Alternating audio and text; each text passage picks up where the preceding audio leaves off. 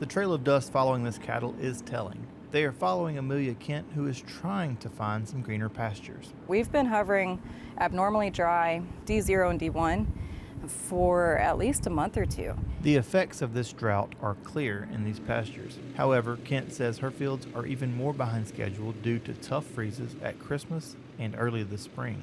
This is very much so a domino effect in terms of last year's weather challenges very quickly flooding into this year's weather challenges, affecting this next calf crop that hasn't even been born yet. The hot, dry weather is not only making the fields dusty, but cattle are not eating as much of the grass that is in front of them.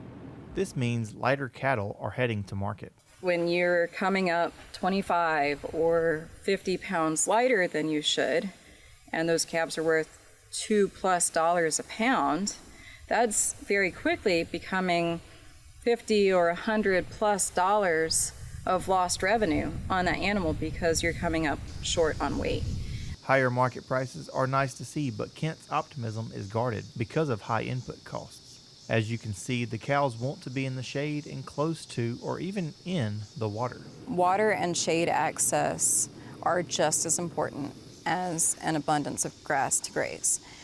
This particular property, we have ponds in almost every field, whereas on all of our other properties, with the exception of one, we have fresh water. We have water lines run through the length of the property, feeding water tanks. While it's nice to have ponds here, Kent has had a tough time keeping enough grass for cattle to graze in these fields. This particular farm has struggled more than all of our other locations in terms of being dry. All of them are dry. I am chasing grass everywhere, but especially here, what should be a slower rotation is going a lot faster than it should just to keep grass in front of the cows. In Clinton, Louisiana, I'm Karl Wiggers for This Week in Louisiana Agriculture.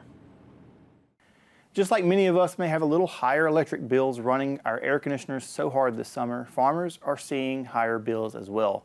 Kent told me a story about just a single week of a cattle herd being at her headquarters increased the water bill at that property more than 4 times the normal amount. For reference, she has 7 different properties with water meters that she's getting a bill for. And you guys, that's something that it's hard for me to grasp. I have a single water bill, a single electric bill that I'm dealing with. And, you know, thinking about the scale of these farmers and the amount of mouths to feed, it's a lot of input costs these farmers are dealing with. It is, and like you said earlier, they're not out grazing. No, they're sitting in the shade like that. It's so hot outside that they're not. So that's another thing that could be a cost later on down the road if she's taking any of these cattle to market. They're not gaining the weight. Yeah, that's exactly what she was saying. That's the story. That's the story she was telling the entire time. It's just they're not making weight because they're just wanting to sit in the shade, and I can't blame them after being out there in the field. I wanted to be in the shade in the truck too. So it's hot out there, and I really hope these cattle farmers can get some relief, and a couple showers will go a long ways in helping green up these pastures. It will. Thanks so much, Karl Wiggers.